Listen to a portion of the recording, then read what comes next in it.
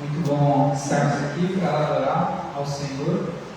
E nós vamos começar com uma oração, clamando por nossos irmãos do Sul, que têm passado por um momento bem complicado. Temos vários irmãos conosco hoje, que são da região, do Sudoeste, do Paraná. Que o Senhor tenha misericórdia, continue nos fortalecendo, e aqueles que perderam familiares, aqueles que perderam suas casas, nós reconstruir a vida, em nome do Senhor. Vamos orar? Senhor nosso Deus, nós te agradecemos por estarmos aqui. Nós sabemos, Senhor, que muitos amigos, irmãos, pessoas da mesma região, muitos dos nossos irmãos, estão sofrendo nesse momento, Senhor. Nós pedimos que o Senhor fortaleça, Senhor. O Senhor traga o seu consolo, força, ânimo, esperança para reconstruir e seguir a vida, Senhor. Confiados de que o Senhor Jesus é que pode nos fortalecer, o Senhor Jesus é que pode transformar nossas vidas, Senhor. Nós clamamos, oramos, em nome de Jesus. Amém. Nós vamos abrir a palavra de Deus em Isaías, no capítulo 35. Eu vou fazer a leitura desse trecho da palavra do Senhor. Convido os irmãos a estarem atentos ao que a palavra do Senhor nos traz. Diz assim a palavra de Deus em Isaías 35. O deserto e a terra se alegrarão, o ermo exultará e florescerá como o narciso. Florescerá abundantemente, jubilará de alegria e exultará. Deu-se-lhes a glória do Líbano, o esplendor do Carmelo e de Saron. Eles verão a glória do Senhor, o esplendor do nosso Deus. Fortalecei as mãos frouxas e firmai os joelhos vacilantes. Dizei aos desalentos de coração: sede fortes, não temais, eis o vosso Deus. A vingança vem, a retribuição de Deus. Ele vem e vos salvará. Então se abrirão os olhos dos cegos e se desimpedirão os ouvidos dos surdos. Os coxos saltarão como cervos e a língua dos mudos cantará. Pois águas arrebentarão no deserto e ribeiros no ermo. Areia esbraseada se transformará em lagos e a terra sedenta em mananciais de águas, onde outrora viviam os chacais. Crescerá a erva com canas e juncos, e ali haverá um bom caminho, caminho que se chamará o caminho santo. O imundo não passará por ele, pois será somente para o seu povo. Quem quer que por ele caminhe não errará, nem mesmo o louco. Ali não haverá leão, nem animal feroz, não passará por ele, nem se achará nele, mas os remidos andarão por ele. Os resgatados do Senhor voltarão e irão a Sião, com cânticos de júbilo. Alegria eterna coroará sua cabeça, luz e alegria alcançará, e deles fugirá a tristeza e o gemido. A palavra do Senhor mostra essa mudança, transformação. É isso que o Senhor Jesus faz na nossa vida. Nós estamos aqui e sabemos que o Senhor Jesus é quem pode nos dar uma boa semana.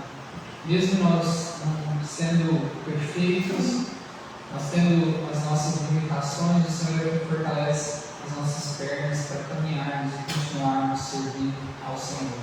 Nós vamos cantar um hino de número 49, que fala sobre isso. Nós vencemos em nome do Senhor Jesus.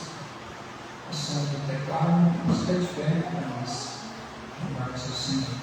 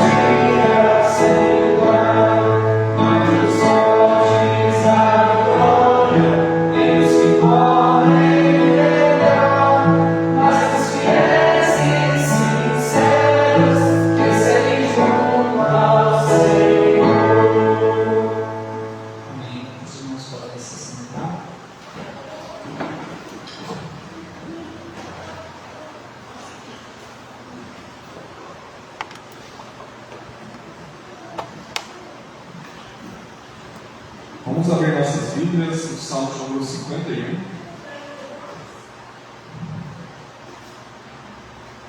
Salmo número 51. Para juntos com o Rei Davi e aquilo que o Espírito Santo o inspirou, possamos também conter os nossos corações diante do Senhor. Salmo 51. Estarei fazendo a leitura, os irmãos acompanhem. Ao mestre de canto, Salmo de Davi, quando o profeta Natã veio ter com ele, depois de haver ele possuído Batseba. Compadece de mim, ó Deus, segundo a tua benignidade e segundo a multidão das tuas misericórdias, apaga as minhas transgressões. Lava-me completamente da minha iniquidade e purifica-me do meu pecado. Pois eu conheço as minhas transgressões e o meu pecado está sempre diante de mim. Pequei contra ti somente, e fiz o que é mal perante os teus olhos, de maneira que serás tido por justo no teu falar e puro no teu julgar. Eu nasci em iniquidade, e em pecado me concebeu minha mãe. Eis que te comprases na verdade no íntimo, e no recôndito me fazes conhecer a sabedoria. Purifica-me com sopro, e ficarei limpo. Lava-me, e ficarei mais alto que a neve. Faz-me ouvir júbilo e alegria, para que exultem os ossos que esmagaste. Esconde o rosto dos meus pecados e apaga todas as minhas iniquidades. Cria em mim, ó Deus, um coração puro e renova dentro de mim um espírito inabalável. Não me recuses da tua presença, nem me retires o teu Santo Espírito. Restitui-me a alegria da tua salvação e sustenta-me com espírito voluntário. Então, ensinarei aos transgressores os teus caminhos, e os pecadores se converterão a ti. Livra-me dos crimes de sangue, ó Deus, Deus da minha salvação, e a minha língua exultará a tua justiça. Abre, Senhor, os teus lábios, e a minha boca manifestará os teus louvores, pois não te comprases em sacrifícios, do contrário, eu te darei, e não te agradas de holocaustos. Sacrifícios agradáveis a Deus são o espírito quebrantado, coração compungido e contrito, não desprezarás, ó Deus. Faze bem a Sião, segundo a tua boa vontade, edifica os muros de Jerusalém. Então te agradarás dos sacrifícios de justiça, dos holocaustos e das ofertas queimadas, e sobre o teu altar se oferecerão novilhos. Graças a Deus que nos dá essa oportunidade de nos achegar diante dele, confessar quem nós somos e ter a certeza que ele é fiel e justo para nos acolher e nos purificar de todo o pecado.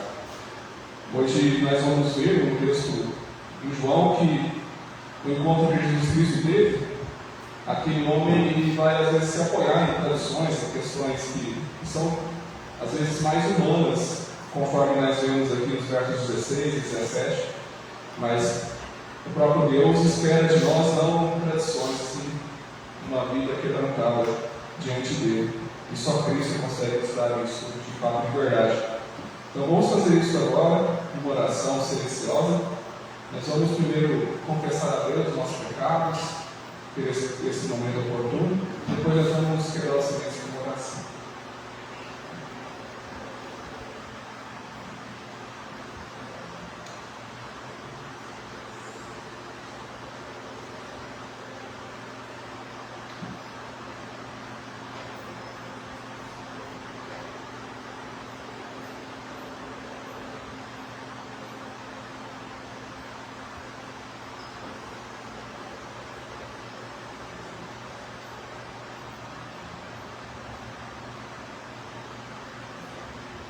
Jesus, diante do Senhor, confessamos que, devido à queda, tudo aquilo que é belo e precioso do Senhor foi infelizmente perdido em nós, mas clamamos que o Senhor edifique nossas vidas através da Sua palavra, a Sua vontade, o Teu querer, e que todas as coisas possam cooperar em nossas vidas para que possamos parecer com Jesus Cristo, tirando assim de nós, ó Deus, aquilo que nos faz tropeçar, aquilo que nos faz cair, aquilo, ó Deus, que sabemos que são manchas, como manchas de sangue em nossas mãos, quando, ó Pai, pecamos contra o Senhor. Pedimos perdão, que o Senhor nos limpe pelo poder que existe no sangue que o Senhor expediu na cruz. Nós assim te clamamos, ó Deus, por esse perdão e também agradecemos na certeza que temos que o Senhor é o Deus que prova o seu amor e que nos quer por perto. Obrigado, Jesus Cristo, pela sua obra em nossas vidas. Nós entregamos assim então as nossas vidas, as vidas das pessoas que nós amamos, nossos familiares, entregamos a Deus diante do Senhor a nossa igreja, aqueles, ó Pai, que infelizmente estão afastados, aqueles, ó Deus, que infelizmente estão desanimados, entregamos diante do Senhor, ó Deus, essas vidas, essas pessoas, para que o Senhor as perdoe, as reconcilie e possam, Deus, outra vez congregar conosco. Entregamos também, ó Deus, diante do Senhor as pessoas que nos perseguem, nos querem mal, são declaradamente nossos inimigos, que o Senhor também possa perdoar, a Deus, e que através do nosso testemunho e da Tua palavra nós possamos, Deus, encontrar paz no Senhor e reconciliação com o Senhor. Assim, a Deus, agradecemos essa oportunidade de confessarmos que somos pequenos e que o Senhor é grande. Em nome de Jesus Cristo. Amém. Nesse momento, então, nós vamos agradecer a Deus, uma ação de graças, e os que estiverem também preparados os seus dízimos e ofertas, é um momento oportuno.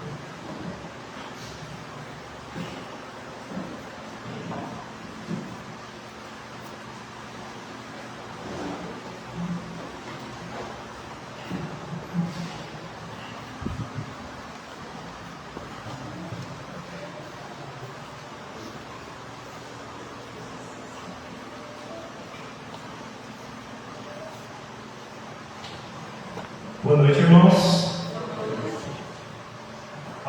nosso Deus em Apocalipse 4, quando João tem a visão do trono de Deus e ele fala sobre 4 nações. Após ele explicar sobre isso, no versículo 8 diz o seguinte: e os 4 seres viventes, tendo cada um deles respectivamente 6 asas, estão cheios de olhos ao redor e por dentro.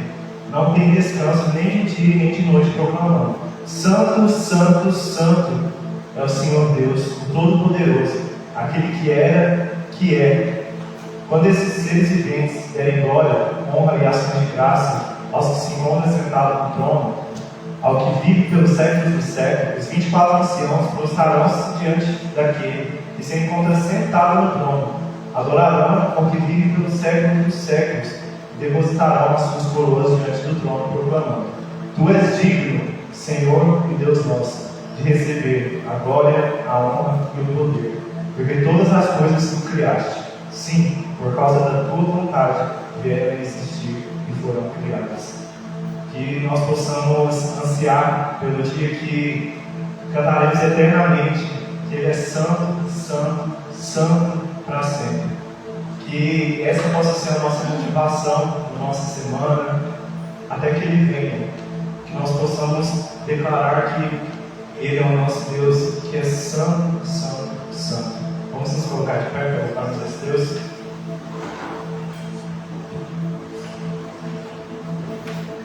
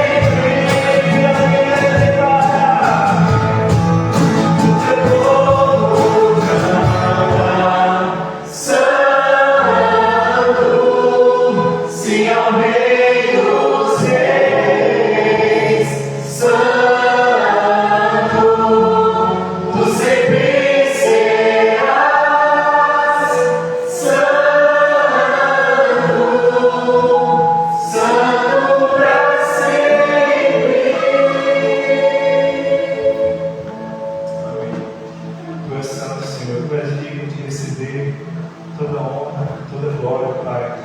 A tua criação proclama a tua glória e a tua majestade. Nós aqui nessa noite também queremos glorificar o teu nome, Pai. Reconhecendo que por meio de ti e para ti são todas as coisas.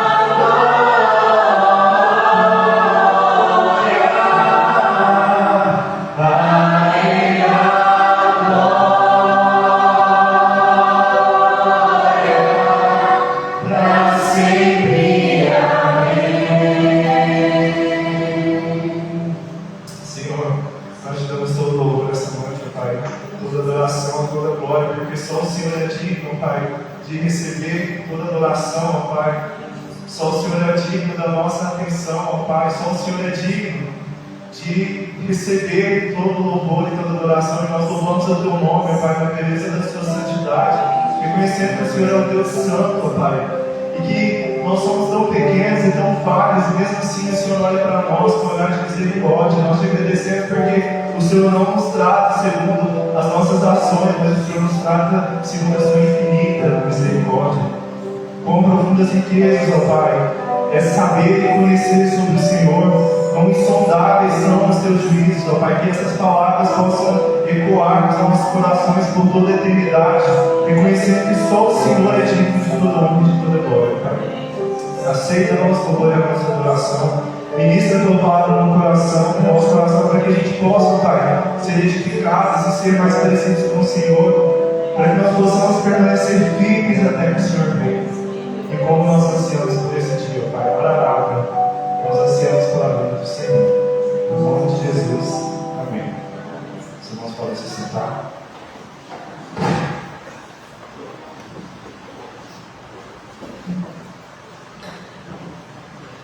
Nós vamos ter um momento agora da mensagem das crianças. Também nosso irmão advogado, ele tem estado conosco, no sul. Vamos trazer a mensagem para os adultos. Eu estarei hoje com as crianças. Vamos orar? O Senhor nos abençoe.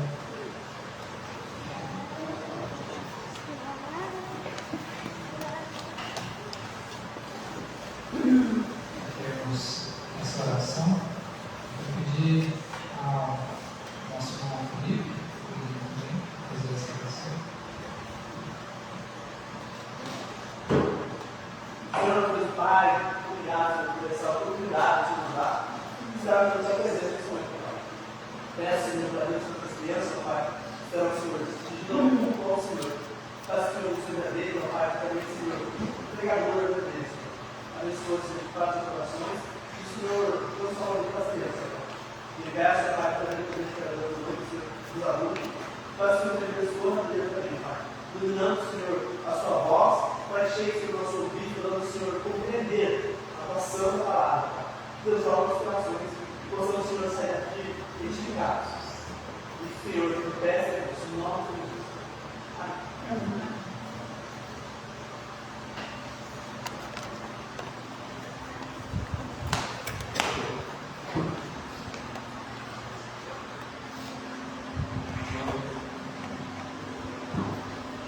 Boa noite, amada igreja. Que a paz do nosso Senhor Jesus Cristo esteja com cada um de nós nesse momento. Amém? Nesse momento, convido os irmãos que abram as suas Bíblias no texto de João, capítulo 5. Evangelho de João, capítulo 5. Sou muito grato a Deus por essa oportunidade que Ele tem dado de estar aqui. Estava pensando quando estava sentado ali, esse é o último domingo que eu estou aqui na igreja. E é o domingo que Deus me deu a oportunidade de pregar também. Isso é maravilhoso. Eu sou grato a essa igreja por ter me acolhido também, por ter demonstrado um amor pela minha vida. Agradeço muito aos irmãos e a Deus por essa oportunidade. Vamos estar lendo apenas os 4 primeiros versículos. E após o decorrer do sermão, nós vamos ler alguns outros versículos que se encontram do 1 ao 18. Acompanhe a leitura comigo. Passadas estas coisas, havia uma festa dos judeus e Jesus subiu para Jerusalém. Ora, existe ali junto à porta das ovelhas um tanque chamado em hebraico Betesda, o qual tem 5 pavilhões. Nestes jazia uma multidão de enfermos, cegos, coxos, paralíticos, esperando que se movesse a água, porquanto um anjo descia em certo tempo, agitando-a, e o primeiro que entrava no tanque, uma vez agitada a água, sarava de qualquer doença que tivesse. Até aqui, meus irmãos. Vamos orar. Senhor, nós somos gratos por essa oportunidade de estarmos na sua casa, mais uma vez, para ouvir a tua palavra. Nesse momento, peço ao Senhor me use para falar ao teu povo, e que essa palavra venha edificar os nossos corações e o coração do teu povo. Em nome de Jesus, nós oramos agradecidos. Amém. Meus irmãos, eu sei que aqui tem muitas pessoas que gostam de correr, gostam de fazer caminhada, essas coisas. Então eu acredito que boa parte dos irmãos conhecem aquela modalidade de esporte chamado triatlo, uma competição onde tem 3 modalidades de esporte Uma sendo natação, outra ciclismo e a outra corrida. Eu creio que a maioria gostaria de participar apenas da corrida. E eu provavelmente iria nos dois, porque eu nem gostei, porque eu não sou bom com nenhum. Mas a questão é, essa corrida, esse triatlo não é um percurso pequeno, é um percurso grande.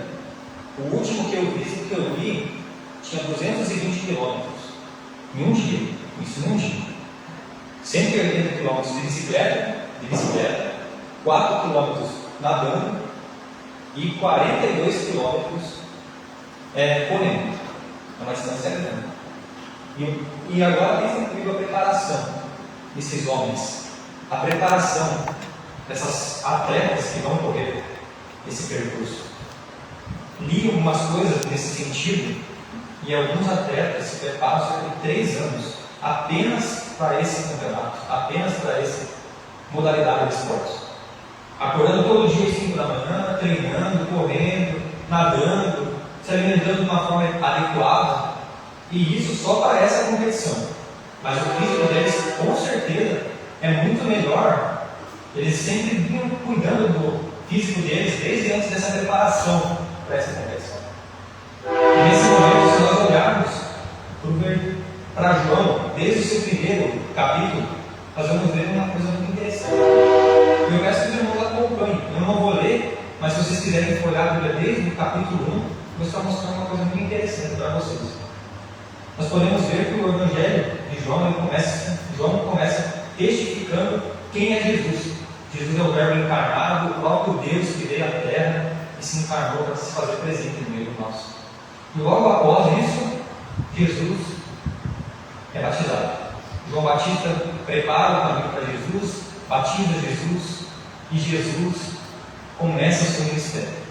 Começando o ministério, Jesus parte de onde ele foi batizado, do Jordão, que ficava mais ou menos perto da Judéia, na divisa, e sobe para Galiléia, onde ele vai operar o seu primeiro milagre de transformar água em vinho.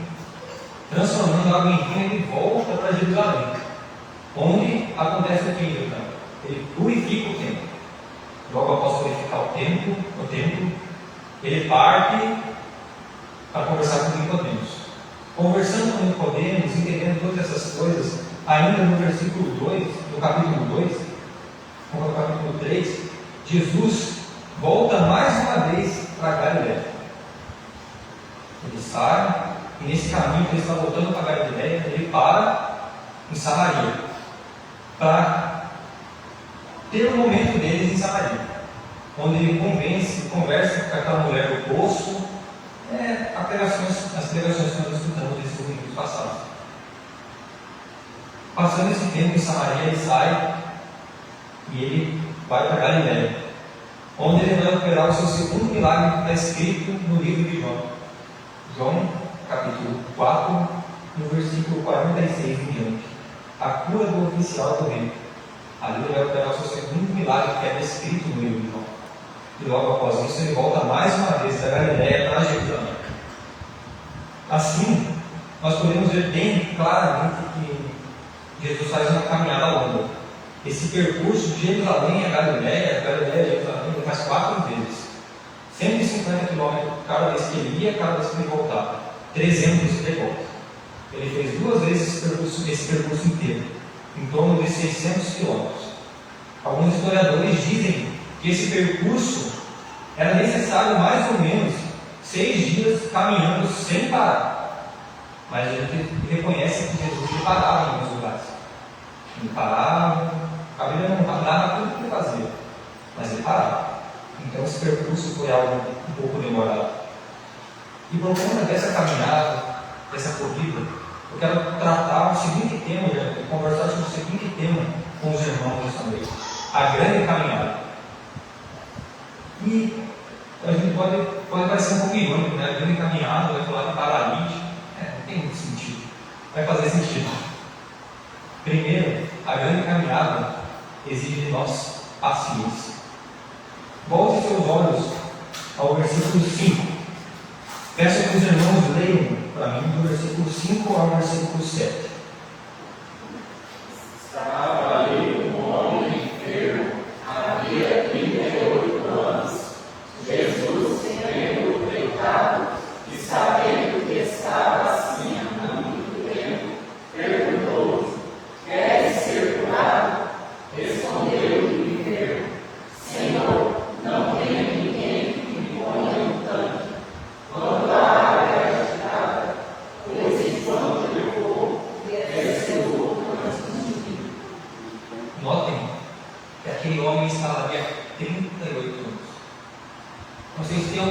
que tem 38 anos, ou está perto, ou alguns já passaram, outros têm menos, mas 38 anos e não tem dado, mas que ele estava enfermo esperando a cura. Não tem que ter paciência para ficar 38 anos esperando uma cura, sabendo que a cura estava ali quando a água se mexesse, se a pessoa entrasse, ela era curada. A cura estava ali. Esse homem estava 38 anos esperando um milagre, que aquela água se movesse e ele pudesse entrar naquela água antes das pessoas. Mas a questão é, se nós formos ler o texto, vai falar muito bem no versículo 3, que ali tinha uma multidão de enfermos. Então não era só ele que estava ali esperando a água se mover, tinha uma multidão.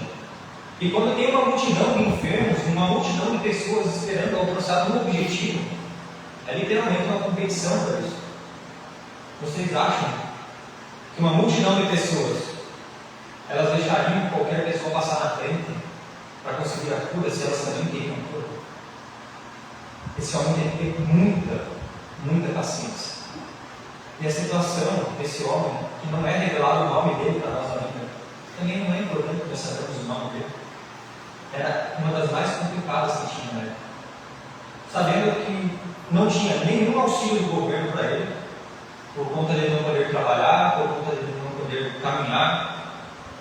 Diferente dos tempos de hoje, que nós temos sim um auxílio para pessoas que não podem caminhar, pessoas que não podem trabalhar. Esse homem não tinha nada. Ele não tinha nenhum auxílio, ele não tinha condições financeiras. E noto que a situação desse homem chama a atenção de Deus. A situação desse homem chama a atenção de Deus. Jesus reconhece a dificuldade que esse homem tinha. Que ele não podia caminhar, que ele estava ali há 38 anos esperando com paciência o momento da sua cura chegar. Mas 38 anos, irmãos, é muita coisa. Nem Jesus tinha 38 anos. Se a gente for pegar cronologicamente, Jesus tinha acabado de começar seu ministério. Então ele tinha em torno de 30 anos quando aconteceu isso. E o homem estava ali há 38 anos. Haja paciência para esperar 38 anos. E Jesus, se compadecendo desse homem, ele faz uma pergunta. E a pergunta que ele faz, versículo 6, queres ser curado? É uma pergunta muito óbvia, meu irmão. É uma pergunta que, se eu tivesse doente, uma pessoa chegasse para mim e falasse, você quer ser curado? Obviamente eu ia responder que sim. Não tem lógica perguntar isso. Mas tem algo diferente da pergunta que Jesus faz, pessoal. Tem uma afirmação por trás dessa pergunta. E essa afirmação é: você quer ser curado? Eu posso dar glória. Eu posso me curar. Jesus, por meio dessa pergunta, ele quer testar a fé desse homem. Aquele homem tinha fé, com certeza. Mas o que ele faz, a resposta que ele dá, é falar que ele não tinha ninguém que colocasse ele na água. Jesus força o homem a responder de uma forma, ele responde de outra. Mas era difícil para esse homem responder da maneira como que Jesus gostaria que respondesse. Aquele lugar onde o homem estava, foram feitas algumas escavações em Jerusalém, e foi encontrado justamente esse lugar, o poço, o tanque de Betesda. Esse lugar, rodeado por pavilhões, e escadas ligavam os pavilhões até o tanque. Pensa comigo, um paralítico, ele ia ser curado. Não é fácil para alguém descer escadas sem poder andar. Não é fácil para um homem que não pode caminhar, que não pode fazer uma grande caminhada, descer escadas. Não era fácil. Mas esse lugar e essa paciência do homem esperando há 38 anos, e Jesus chegando nele e falando se ele quer ser curado, ele respondendo que é difícil para ele, não tem ninguém que o ajude, demonstra que ele tem fé em alguma coisa. Ele tem fé que quando o anjo passar e agitar aquela água, e se ele entrar primeiro naquela água, todo mundo, ele seria curado. A fé dele apenas estava no lugar errado. estava na árvore. Mas com certeza que o homem tinha fé no Messias. Todo judeu acreditava no Messias, que o Messias viria e libertaria. Mas como o povo estava tão cego, uma visão errada de como o Messias viria, de como o Messias agiria, de como o Messias ia livrar o povo, não de uma forma política, mas espiritualmente, esse homem não reconhece Deus. Mas o homem demonstra que tem fé, não em Jesus, mas tem fé. E Jesus força ele mais uma vez a ter fé. O pensamento geralmente de uma pessoa que quer descer uma escada sem poder andar vai ser difícil. Vai ser complicado você essa escada. Muitas pessoas aqui, no contexto aqui, muitas pessoas aqui querendo ser curado, algo que se agita de tanto em tanto tempo, não é todo dia, não é toda hora. As pessoas queriam ser curadas, elas se jogavam na frente, não estavam nem aí para quem estava naquele lugar, quem queria ser curado, há quanto tempo a pessoa estava ali. Mas aquele homem teve paciência para esperar. 38 anos de espera. Eu tenho 22. Eu acho, comparando com esse homem, se eu ficasse 22 anos, eu acho que seria muito, ele estava 38. 14 anos a mais. Não, 16 anos a mais. Era muito tempo. Esse paralítico, ele demonstra mais uma vez que a cura não tinha chegado, mas que ele ia esperar até a cura chegar. Para quem está ali, mais 2, 3 anos, quem sabe, de 38, não é nada. E muitas vezes, quando nós também passamos por essas dificuldades, nós nos perguntamos, tá, mas eu estou nessa dificuldade há tanto tempo, 3 anos já que eu estou nessa dificuldade.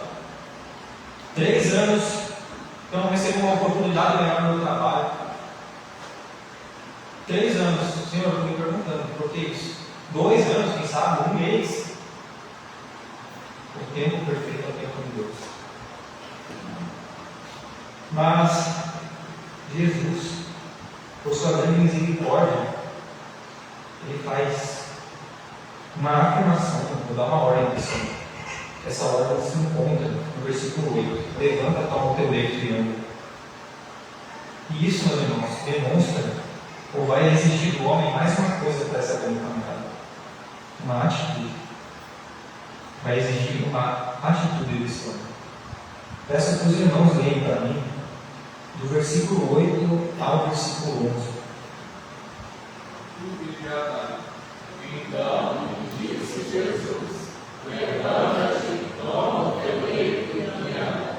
Imediatamente o homem se viu curado, e tomando o leito, pôs-se a andar, e aquele dia era sábado. Por isso disseram os judeus ao que foi curado: hoje é sábado, e não te é lícito carregar o leito. Ao que eles respondeu: mesmo que me curou, me disse: toma o teu leito e anda. Nós podemos ver que, por Jesus entender a fé desse homem, ele dá uma ordem. Esse homem responde essa ordem de Jesus. Esse homem responde. Apenas a fé estava canalizada no lugar errado. Mas a partir do momento que Jesus fala com esse homem, como eu falei antes, o homem respondeu, recebeu uma pergunta. Jesus respondeu a pergunta óbvia, mas agora essa pergunta óbvia, respondida, recebe uma outra ordem de Jesus. Uma ordem de Jesus: levanta, toma o teu leito e anda. Nós sabemos que a cura para essa doença era impossível. Não tinha médico que curasse, não tinha vacina, não tinha cirurgia, não tinha cirurgião, não tinha nada no mundo que podia curar. Claro, a não ser aquela água que se movia quando o anjo passava, Jesus. Mas Jesus chega e o homem não conhece Jesus. Não conhece. Naquele momento, eu penso o que eu faria se fosse aquele homem. Tá, um homem desconhecido de mim chega e me pergunta se eu quero ser curado. Resposta óbvia: Eu quero ser curado. Ele não responde assim. E agora ele faz uma afirmação para ele levantar e andar para uma cura de uma doença de algo impossível. Esse cara está tudo louco. O que ele está pensando que é? O que ele está pensando que é para falar assim? Não está vendo que eu estou aqui há 38 anos esperando minha cura? E aí ele acha que vai chegar e vai falar para mim que eu vou ser curado, levanta e ando. E eu vou levantar e sair andando. Mas a vontade daquele homem de fazer uma grande caminhada era muito maior do que o sentimento de indignação que ele poderia ter naquele mundo. Aquele homem não pensa duas vezes. A Bíblia diz que ele imediatamente ele se vê curado. Eu imagino que ele estava lá todo rígido, duro, e ele começa a mexer as pernas. Menos rígido. E algo diferente acontecendo. Estou sentindo algo diferente acontecendo. Estou podendo movimentar minha perna. É mais ou menos como quando a gente está muito mal e vai para o hospital. Aí o médico fala assim, não, você precisa de um remédio na veia. Esse remédio na veia vai aliviar o sentimento de dor, vai aliviar os sintomas que você está sentindo. Aí nós vamos, tomamos um sorinho, um remedinho na veia, e imediatamente, quase imediatamente, a dor não vai passando. Vai embora. Eu penso que foi mais ou menos assim. Jesus mandou o homem levantar, e ele imediatamente começou a sentir os efeitos da vacina que ele tinha tomado, que era a palavra poderosa de Jesus sobre essa vida dele. Então, imediatamente ele toma o seu leito e sai andando. Lembrando, nós vemos aqui que era no sábado isso. E no sábado era proibido fazer qualquer coisa que não fosse 100% consagrado ao Senhor. E aquele homem estava carregando o seu leito, a sua cama. Não era lícito ele fazer aquilo. Mas agora eu pergunto, será que depois de 38 anos, sem poder caminhar, sem poder fazer uma grande corrida, uma grande caminhada, aquele homem ia se importar com o que as pessoas iriam falar? Eu creio que não. Creio que até eu não me importaria. 38 anos é muito tempo. Esse homem toma essa atitude de obedecer à ordem de Jesus. Mas aqueles homens que pediram para ele, porque ele estava carregando, ou o porquê, justamente no sábado, estava carregando aquele leito, eles são pessoas que a gente pode ver no nosso redor também. Nós temos dois tipos de pessoas, assim como esse homem tinha, que nós podemos ver ao nosso redor. Primeiro, são pessoas que talvez não nos incentivam a tomar uma atitude, talvez não nos incentivam a buscar mais ao Senhor. Assim como esses homens estavam pedindo para ele porque ele estava carregando o leito e não como ele foi curado, porque que tinha feito aquilo com ele, aquele milagre, agradecendo a Deus por aquele milagre que tinha acontecido na vida do homem. Eles não queriam saber disso. Eles queriam saber por que ele estava carregando o seu leito. Nós temos pessoas assim também, que muitas vezes não se importam ou querem, quando ver nós bem, eles querem nos derrubar. Mas também nós temos pessoas como Jesus, que esteve do lado daquele homem. Jesus esteve do lado daquele homem e, diferente de todos os outros, ele incentivou o homem a tomar uma atitude. E esse homem tomou uma atitude, e é por isso que ele foi curado. A fé dele foi evidenciada na atitude dele. Mas quando o homem pôde andar, com certeza o final dessa grande caminhada chegaria ao fim. E quando o final dessa grande caminhada chegar, meu irmão, nós temos uma coisa para fazer: testemunhar do processo dessa grande caminhada. Testemunhar. E esse vai ser o nosso último ponto. Peço agora para os irmãos lerem do versículo 12 ao versículo 15. 15.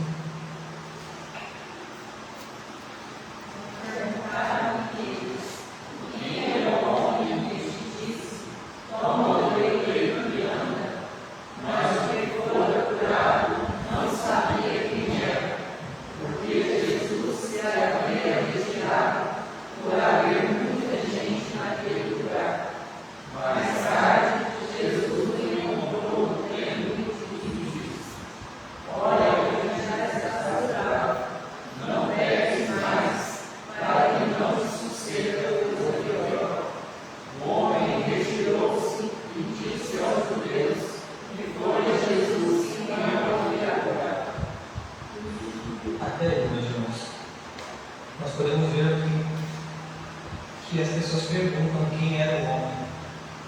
Quem é o homem que disse toma pelo leito? Mas lembrando que Jesus saiu tão rapidamente do lugar, talvez por conta da multidão de pessoas, vendo aquilo, iam fazer um alvoroço por Jesus estar ali, que ia ser curado também. Jesus sai tão rápido que o homem não tem nem a chance de pedir o nome do homem que tinha curado. No caso era Jesus. E eu imagino que muitas pessoas conheciam aquele homem quando ele está há 38 anos naquele lugar. 38 anos. E vinham perguntar para ele, com certeza vinham perguntar, como que você foi curado se a água nem se mexeu, você nem entrou na água, você foi curado? Como isso aconteceu? Quem fez isso? E também pensa na vontade que aquele homem tinha de falar quem tinha feito aquilo por ele. Mas eu não conhecia. Eu não sabia quem era. Eu não sabia que o homem que mandou ele carregar o leito do sábado era o Senhor do sábado. Muito maior do que o sábado. Ele era o Deus encarnado naquele momento ao lado dele. E o homem sai daquele tanque de Betesda. Betesda significa lugar de misericórdia. E ele sai daquele lugar e vai para um lugar onde a misericórdia está. Não é lugar de misericórdia, é lugar da misericórdia. O próprio Deus é misericórdia. E ele vai para o templo. Ele sai dali e vai para o templo. E é ali que ele encontra Jesus, que Jesus o encontra. E é ali que ele conhece o homem que curou. E pense, parem e analisem comigo. Jesus não encontra o homem em qualquer lugar. Jesus encontra esse homem após ter curado no templo, não na rua, não numa balada, não em nenhum outro lugar. Fala que ele encontrou ele antes lá nesse lugar de misericórdia, lá no tanque. É naquele momento que Jesus o encontra no templo. E a primeira coisa que Jesus faz é confrontar aquele homem, confrontar o pecado daquele homem. E isso está escrito no versículo 14. Olha que já estás curado, não peques mais para que não te suceda coisa teu. Nós podemos entender que a deficiência daquele homem, ele ser paralítico, ele não tinha nascido daquela forma. Porque Jesus fala para ele não pecar, para que não aconteça novamente aquilo. Então a gente pode entender que a deficiência, o problema daquele homem foi uma consequência do pecado dele. Uma consequência do pecado. E Jesus confronta esse pecado do homem, para que ele não peque mais. E como eu falei, esse ponto é sobre testemunhar. Então esse homem entende essa palavra de Jesus. E para testemunhar, a gente não pode voltar às práticas antigas. E é isso que Jesus está falando para o homem. Você não pode pecar se você quiser, você não pode buscar ou não evitar o pecado se você quiser testemunhar de Cristo. Se você quiser ser um testemunho, você tem que ser parecido comigo. Você tem que me buscar. E é o que o homem faz. Ele busca o Senhor. Ele tem um sentimento de ele tem que agradecer ao Senhor que ele me curou. Não sei quem é que me curou, mas me curou. Eu preciso agradecer ao Senhor. Ele vai para o templo, Jesus não encontra e confronta o pecado desse homem. Esse homem entende esse confronto. Ele sai dali e a primeira coisa que ele faz é procurar os homens, os judeus, que tinham perguntado quem era Jesus. Quem era o homem que tinha curado Jesus. E ele sai dali e fala que era Jesus. E isso demonstra uma coragem dele em testemunhar quem era Jesus. Porque a gente sabe que os judeus estavam procurando quem era Jesus porque ele tinha mandado o homem carregar a sua cama no sábado. Porque não era isso. Então aquele homem, juntamente com Jesus, estavam sofrendo perigo de morte por conta daquilo. Mas o homem não liga. Ele vai falar quem foi o homem que tinha curado. Muitas vezes nós também precisamos de coragem para testemunhar. No lugar que estamos, no trabalho, na escola, na faculdade, são os lugares que o cristão mais precisa de coragem para testemunhar de quem é Cristo. Dentro do tempo é fácil. É fácil. Mas fora exige de nós coragem para nós testemunhar. Hoje o mundo nos rodeia com tantas coisas que tentam nos falar, que tentam fazer nós cristãos retroceder. Mas essas pessoas se dizem conhecedores da verdade. Mas quando nós cristãos confrontamos com coragem essas pessoas, não só com coragem, mas com a verdade, essas pessoas fogem, correm, ou tentam nos calar, ou nos oprimem, porque eles não suportam ouvir o testemunho que nós temos para dar de quem é Jesus, a verdade suprema, o Deus do impossível, que pode fazer um paralítico andar. Tenha coragem, meu irmão, do testemunho de Jesus, o que Jesus fez, fará e faz na sua vida. Então nós concluímos, eu quero trazer 3 aplicações rápidas, que já está dando o horário também. A grande caminhada, como nós vimos, exige paciência. Nós vimos no começo que muitos atletas têm que ter muita paciência para treinar, para se exercitar, até chegar à competição que eles querem participar. Uma prova, é uma prova esperada. Uma prova de paciência esperada. E a vida do cristão, a caminhada do cristão não é diferente. Exige paciência. Muitas vezes, no meio das dificuldades, nós cristãos, a gente meio que cobra a Deus. Senhor, por que o Senhor ainda não me abençoa em relação à minha família? Por que o Senhor não me abençoa ainda na minha questão financeira? Eu preciso, Senhor, o Senhor não me ajuda. Por que isso está acontecendo comigo? Por que o Senhor ainda não me deu uma oportunidade de do trabalho? Nós cristãos reconhecemos que todas essas coisas vêm de Deus. Todas essas coisas são Deus, é Deus que proporciona para nós. Mas nós esquecemos muitas vezes que é por meio das dificuldades da vida que Deus molda e nos faz ter paciência nele. O nosso tempo não é perfeito. O meu tempo não é perfeito. O seu tempo, irmão, não é perfeito. O tempo de Deus é perfeito. Tenha paciência. Espere. Aquele homem esperou 38 anos. Não conseguia caminhar. O que custa esperar mais 1, 2 anos para nós? O tempo de Deus é perfeito. Ele fará um tempo perfeito. Mas a grande caminhada também não exige só paciência, mas exige atitude. O corredor, o nadador, o ciclista, ele tem que tomar atitude. Ele levantar 2 dias pela manhã, ir lá e treinar para aquela competição.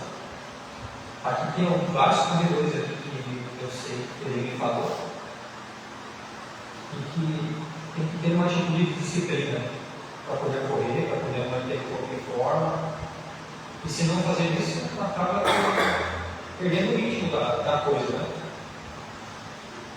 E aquele homem estava ali 38 anos.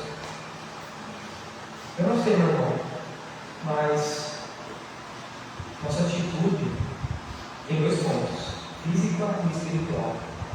A primeira é que, com certeza, nós temos que aproveitar as oportunidades que Deus nos der, tomar uma atitude dessas portas que Deus abre para nós. Mas O mais importante é a atitude no sentido espiritual. Muitas vezes nós negligenciamos, nós não tomamos uma atitude correta em relação às nossas devocionais, a nossa vida de oração com Deus. Aquilo é muito boa atitude e seguir a ordem de Jesus. Será que nós temos tomado a atitude de andar de acordo com a palavra de Deus? Isso aqui é muito mais importante do que qualquer coisa, meu irmão. A gente toma atitude muitas vezes para deixar ele na igreja para jogar bola, deixar ele na igreja para assistir um filme, uma série que acabou de lançar, deixar ele na igreja por tantos motivos. Mas tome atitude e ter uma vida com Deus. Isso é importante para nós. E por fim, internacionalizarmos paciência, atitude, testemunho. Testemunho. Muitas pessoas, se nós formos procurar na internet, testemunho de como foi a sua maratona, digamos assim, as suas competições. Eu gosto muito do Thiago Braz, em 2016, quebrou o recorde olímpico do salto da barra, trazendo a medalha do ouro do Brasil, saltando 6,03 metros de altura. Ninguém tinha conseguido saltar até o momento. Hoje o recorde é maior. Mas o Thiago Braz testemunha de como foi aquele processo para ele. Eu acredito que todo cristão tem algo que pode testemunhar da boa mão do Senhor da vida de cada um. E não é o suficiente para nós testemunhar. É o suficiente para nós mostrarmos para as pessoas que é bom ter paciência em Cristo, que é bom tomar uma atitude em relação ao que a Bíblia diz sobre nós. Testemunho. Nós temos tudo para testemunhar o que Deus tem feito em nossas vidas. Nesse momento, eu quero falar um pastor para que Deus esteja orando por nós.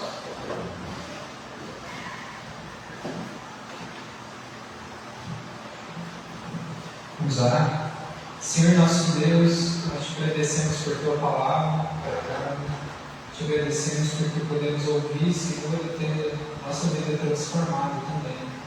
E pedimos que o Senhor continue usando, Senhor, nosso querido Gabriel, abençoando toda a sua região, abençoando sua família, o ministério, e cada um de nós aqui, Senhor, as demandas que temos, as áreas da nossa vida que nós precisamos de um milagre. Sabemos que é o Senhor que pode fazer, mudar nossa área espiritual e mudar também, Senhor, as outras áreas da nossa vida. Tem misericórdia de nós, nos abençoe, Senhor, nos usa, Senhor, e pedimos a tua bênção, que a graça do nosso Deus, que a redenção de Jesus Cristo, a unção do Espírito Santo esteja sobre nós, o povo de Deus aqui presente e o povo de Deus espalhado pelo mundo todo, hoje e para todos sempre. Amém.